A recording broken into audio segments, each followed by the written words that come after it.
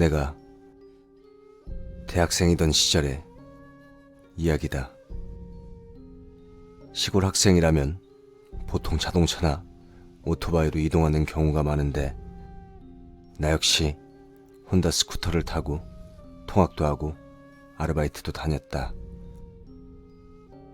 가끔 시골에서 도시까지 30km 가까이 달리기도 하고 더 나아가서는 바다까지 다녀오기도 했다. 처음으로 이동수단을 얻은 나는 어디든 갈 수 있을 것만 같은 그런 기분이었다. 나는 집에서 10km 정도 떨어진 대형 쇼핑몰에 있는 서점 겸 잡화점에서 아르바이트를 했었다. 이유는 두 가지. 내가 쓸 돈이 필요했고 취업 준비 때 어머니에게 손을 벌리지 않고 나 스스로 혼자 하고 싶은 마음에서 했다. 중학생 때 아버지가 돌아가신 뒤 나는 어머니에게 조금이라도 부담을 덜어드리고 싶었고 조금이라도 빨리 자립하고 싶었다. 시골엔 일자리도 적고 월급도 높지 않다. 동네에서 할 수 있다는 그런 아르바이트라고 해봤자 밭일을 돕는 정도인데 그것도 계절마다 늘 있는 것도 아니었다. 그래서 조금 먼 곳이라도 아르바이트 자리를 구했던 것이었다. 스쿠터를 타본 사람이라면 누구나도 알겠지만 여름에는 덥고 겨울에는 춥다. 당연히 여름에는 까맣게 타서 시꺼매지고 겨울에는 집에 돌아오자마자 온수를 틀어놓고 욕조로 뛰어들었다. 하지만 스쿠터를 타는 그 기분만큼은 정말 좋았다. 바람을 가르며 달리는 그 상쾌함이 덥고 추운 고생은 다 잊어버릴 만큼 그만큼 즐거웠으니까. 그리고 춥지도 아직 그리도 덥지 않던 6월에 그 일이 일어났다. 아르바이트를 하는 쇼핑몰에서 나와 귀로에 올랐던 나는 평소처럼 스쿠터를 타고 집으로 돌아가고 있었다. 낮이 길어졌으니 슬슬 선글라스를 끼고 돌아가야겠다고 생각하며 저녁과 밤 사이 그 무렵의 거리를 신나게 달렸다. 해가 막 질까 말까 할 즈음 선글라스를 끼지 않은 것을 잠시 후에 후회했지만 스쿠터를 타고 있는데 선글라스를 꺼내는 것도 귀찮아 그대로 달렸다. 간선도로에서 차선을 바꿔 다리를 건너고 있던 때였다.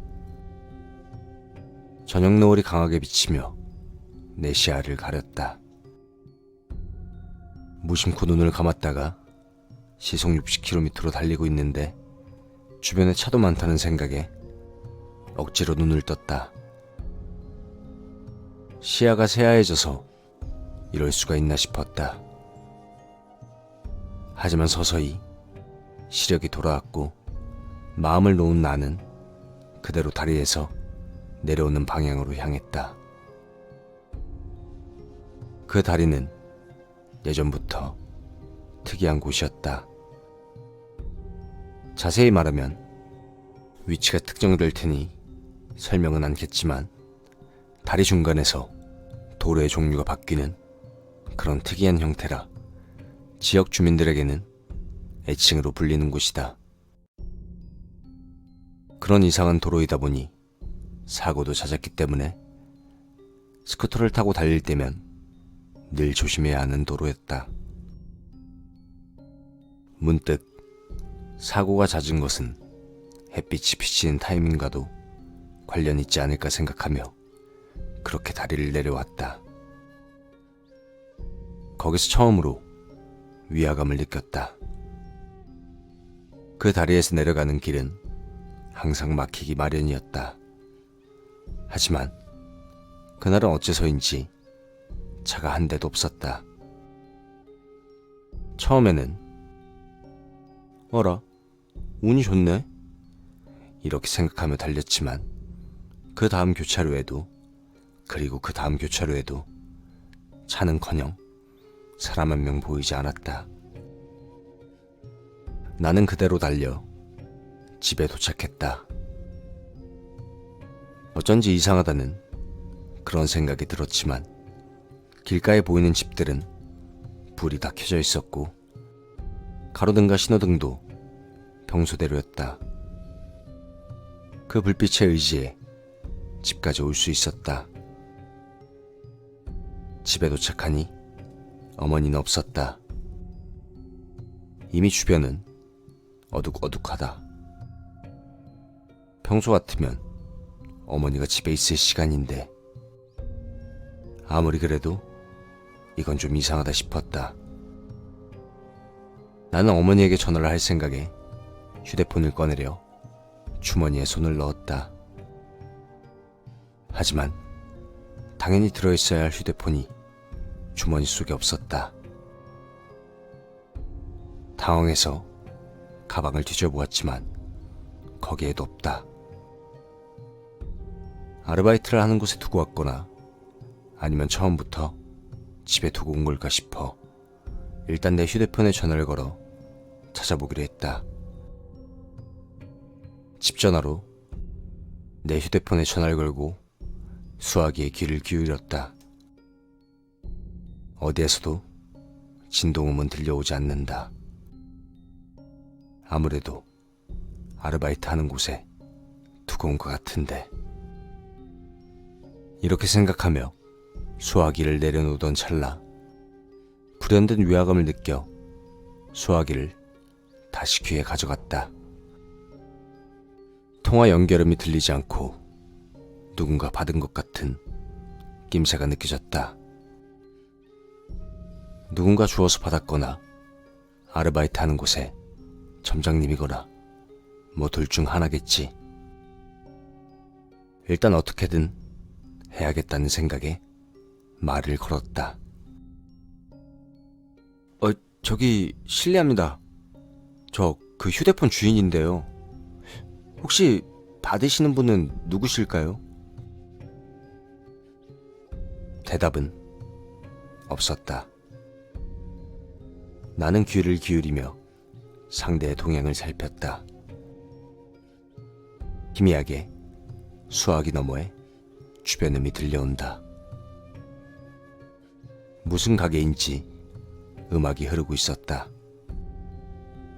클래식 음악 같지만 무슨 노래인지 파악할 정도의 음량은 아니었다. 하지만 그 후로도 전화를 받은 사람은 아무 말도 하지 않았고 어쩔 수 없이 나는 수화기를 내려놓았다.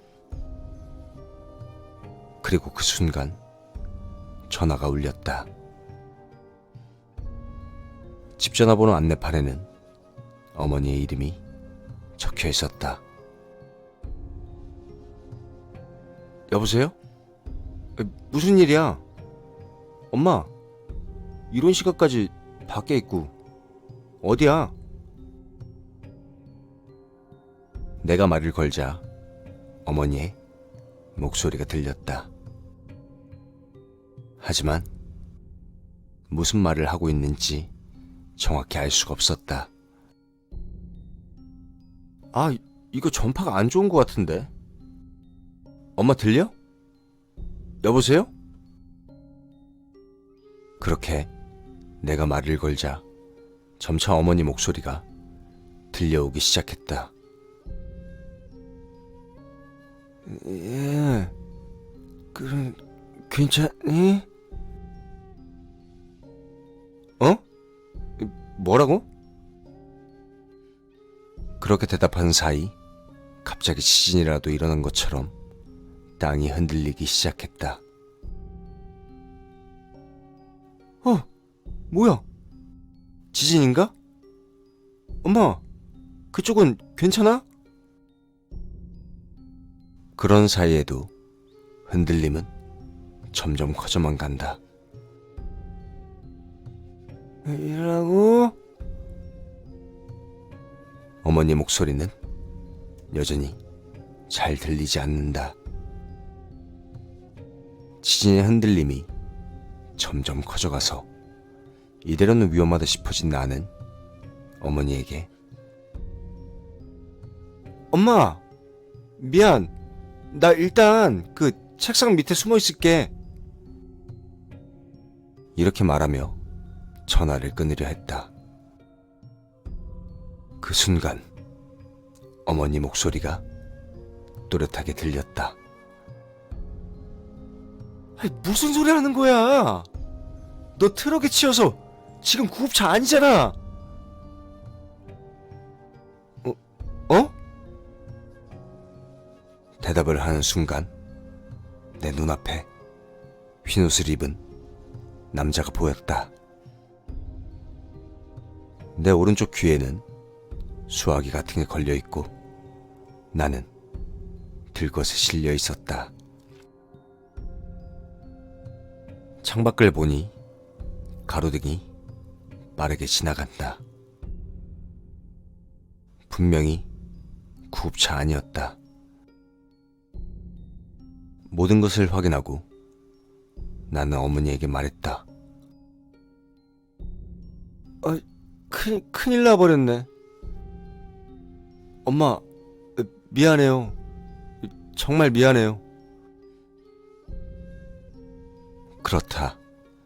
나는 귀가 도중 트럭과 충돌해 정신을 잃고 이송되는 중이었다. 그때까지 본 풍경은 아마도 무의식 중에서 본 꿈이겠지. 그렇게 생각하며 눈을 감았다가 그대로 기절했다. 다음에 깨어난 곳은 중환자실이었다. 바로 옆에서 울리는 너스콜에 잠이 깼다. 한밤중에 눈을 뜨니 간호사가 와서 안심하라고 말을 하고 갔다. 그리고 곧바로 다시 기절했다가 눈을 뜨니 다음날 아침이었다. 거울 속에 나는 사고 때문인지 온몸에 퉁퉁 부어있어 깜짝 놀랐다. 의사는 웃으면서 다 나을 거라며 괜찮다고 말해줬지만 안와골절이 온 데다가 망막에도 작은 상처가 나서 경과를 관찰하며 안정을 취해야 한다는 이야기도 곁들였다. 병상의 나를 보고 어머니와 누나는 엉엉하고 울었다. 나는 진심으로 사과했다. 그제서야 비로소 내 생명은 나 혼자만의 것이 아니라는 것을 깨달았다. 입원 중에도 많은 사람의 도움을 받았다. 그리고 큰 수술도 있었다. 지금 생각해보면 그때는 그랬지 싶지만 당시에는 정말로 힘들었다. 두 번 다시 이런 사고는 겪고 싶지 않다고 그렇게 생각했다. 방학이 되기 전에는 복학할 수 있었다. 학점도 꽤나 떨어졌지만 주변의 도움으로 어떻게든 버텨나갈 수 있었다. 그렇게 시간은 흘러갔다. 나는 대학교 3학년이 되어 취업 준비를 하고 있었다. 정말 만만치 않은 일이었다. 매일 여러 곳을 다니며 설명회를 듣고 면접을 보고 시험을 치렀다. 순조로이 진행될 것 같지 않은 긴 터널 같은 그런 나날이었다. 오사카 우메다의 지하상가를 취업 준비 기간 중 틈틈이 걷곤 했다. 나에게 휴식이 되는 시간은 라멘을 먹는 것 정도라 여러 가게를 찾아다녔다.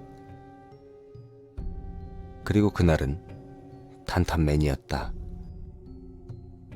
지금도 있을지 모르겠지만 유명한 샘의 광장을 나오면 그 앞에 바로 있는 곳이다.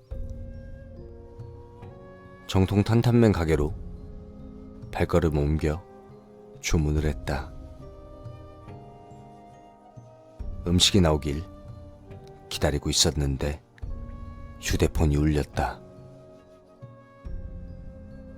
혹시나 합격 연락인가 싶어 두근거리는 마음으로 전화를 받았다. 그리고 그 순간 누군가가 입에 손을 밀어넣은 게 아닐까 싶을 만큼 입이 경련을 일으켜 말을 할 수가 없게 되었다. 왜 이런 순간 이런 일이 벌어진 걸까? 지병을 가진 것도 아니고 아무런 예고도 없이 무슨 일인가 싶으면서도 귀를 기울여 상대의 목소리에 집중하기 시작했다. 나중에 다시 전화를 걸면 어떻게든 될 거라고 그렇게 생각했다. 그러자 들려온 목소리는 뜻밖의 것이었다. 저기 실례합니다. 저 그 휴대폰 주인인데요. 혹시 받으시는 분은 누구실까요? 틀림없는 내 목소리였다.